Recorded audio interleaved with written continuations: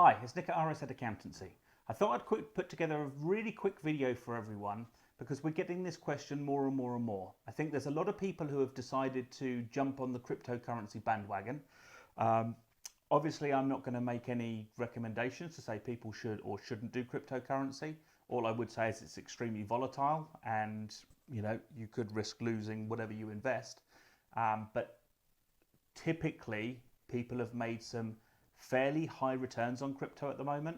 The reason I wanted to put this video together is that whether you are or aren't aware, but cryptocurrency is going to be taxed under capital gains tax because it's a gain on a share or a asset. Now, ultimately, the gains are only crystallized and realized at the point you come to sell. So by all means, you could go along and buy £5,000 worth of crypto, and it can go up £10,000 a year every single year. You'll come to sell it in 5 years' time, and depending what the capital gains tax rules are at that point, let's say you've got a £45,000 gain, you'll get your allowance that you don't have to pay capital gains tax on, and you're going to pay capital gains tax on the rest. However, if you're smart at this, and this is why this video is so important to get up timely before the 5th of April, what you can do is you can certainly look to, basically you've got two options of what you can do with the crypto. So what you can do is you can sell it. So let's say you've made £10,000 on crypto this year. You could sell it on or before the 5th of April. Record it on your tax return, which would be a £5,000 cost, a £15,000 sale, which gives you a £10,000 capital gains, or £10,000 that's liable to capital gains tax. Now the good thing is that is below your £12,300 allowance, so there is no capital gains that's due.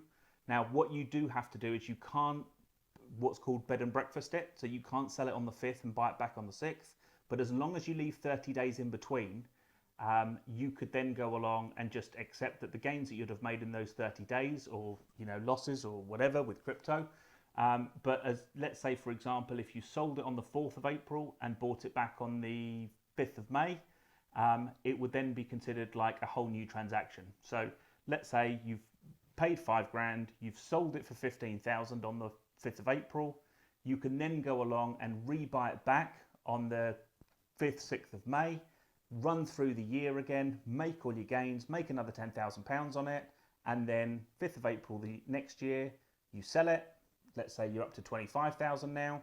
So your cost price was 15 when you rebought it, you sold it for 25, you've got a £10,000 capital gains, which again is below the exemption limit, so no capital gains tax due. So if you continued and repeated that for 5 years, you can make £50,000 or actually as much as £60,000 and you won't pay a penny of capital gains tax. So really useful little tip there for you.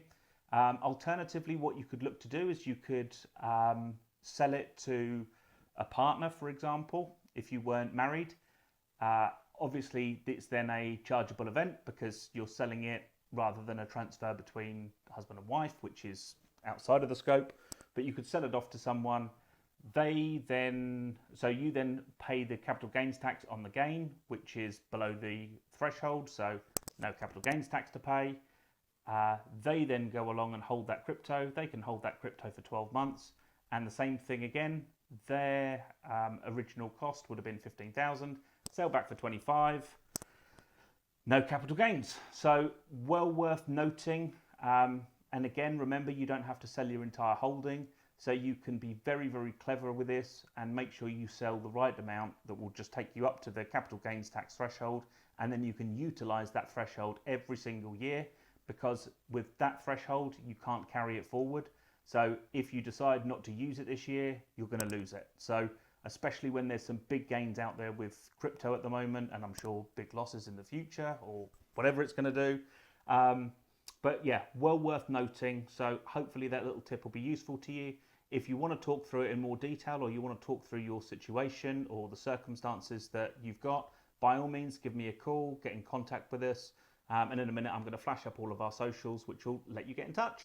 So you can contact us, it's over here somewhere.